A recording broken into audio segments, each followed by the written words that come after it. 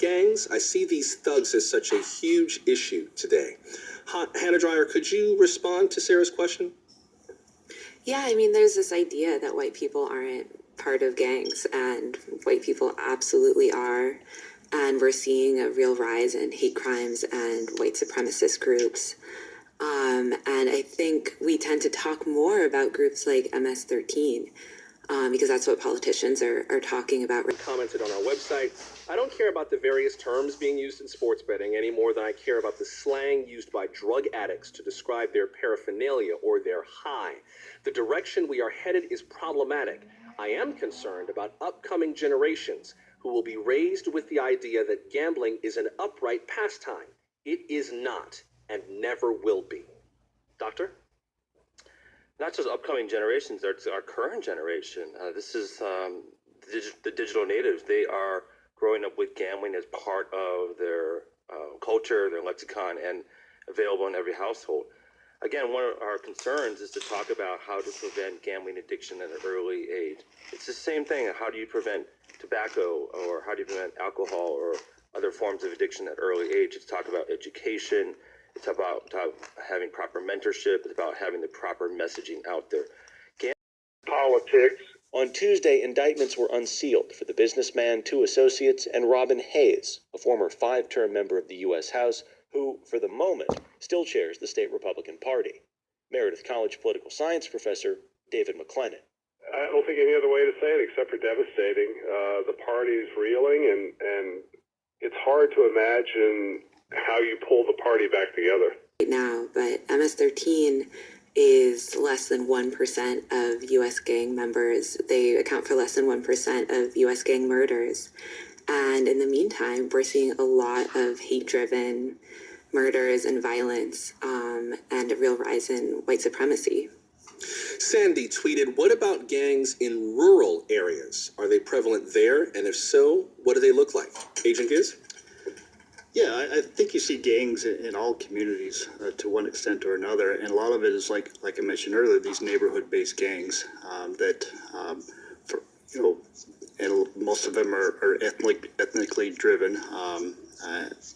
Some are mixed, but generally it depends on that community and sometimes opportunities that the communities have, and so I think you see them everywhere.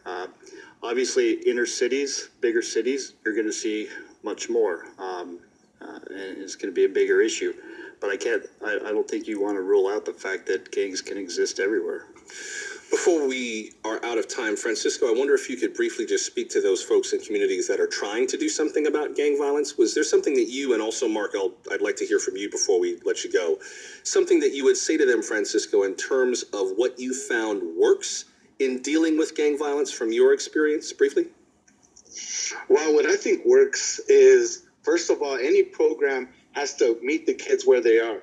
And you have to allow them to kind of grow. And in the fact that you have to, don't just say you're going to die or go to prison, because the prison is just an extension of the barrio. That does not scare them. And dying for the hood is, you're being like Tupac or Nipsey Hussle. That's what they think. You know what I mean? So part of it is you have to give them a reason to live. And that's really dealing with their trauma. And not only dealing with their trauma, one of my elders told me, you got to either you deal with your trauma or you're destined to transmit it.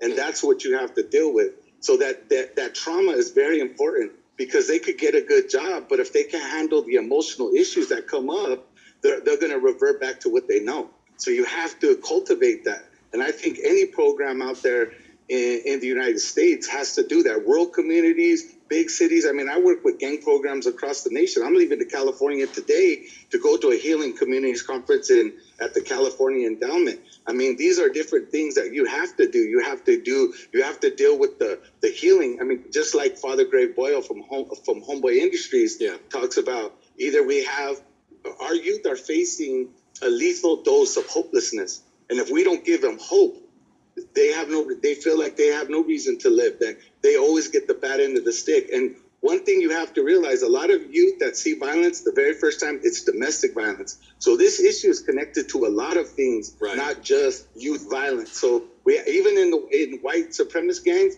If you watch any of those documentaries or talk to them, I've worked with a few getting their tattoos taken off, and they're in the same position. Right. They've seen violence as a kid, all the same things. So the same things work for them as well. Mark, before with the University of Maryland medical system, which is that the thinking of whites, the accomplishments of whites, and even the lives of whites is more important than the thinking, the accomplishments, and the lives of other people, people of color, including African people. Jordan argues African-centered education prepares black students to battle white supremacy, and he says it's best to begin that battle early.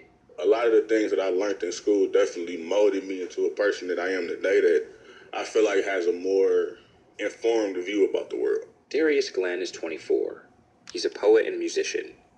Glenn attended one of Detroit's African-centered schools that's now closed. Reading about Claude McKay in 5th grade and reciting his poem got me into spoken word. Glenn says he started out in traditional public schools, but he wasn't as engaged in learning about people who not only didn't look like him, but owned people who looked like him. Glenn transferred to an African-centered school in 5th grade, and he says it engaged him in ways he hadn't experienced before. Like I said, learning about a lot of black folks in history, it definitely can give you a sense of pride, a sense of, belonging. That's something Ebony West was looking for. West grew up in Houston, and she says she never felt completely at ease in school. She always felt like she had to explain things to her white friends about her hair, or her skin, or her diet. But her brothers came up in Detroit, where they attended African-centered schools, and she saw a better option, one she wanted for her own kids. You can't shield kids from the world, from racism and otherness and, misunderstandings, hurt feelings, all of those things. You can't shield them from that, but you can incubate them. You can protect them. You can let them develop a really solid sense of self before you let the rest of those things in. So in 1999, she enrolled her oldest daughter at an African-centered school, and then her son, to help them develop a solid sense of who they were, and a pride in who they were, before the world could get to them. There's something that really can break your spirit, and damage you, actually, in a way that's, I feel like, irreparable. Those schools where she sent her older kids are closed now, but West says they were a place where her kids felt loved, comfortable, and safe.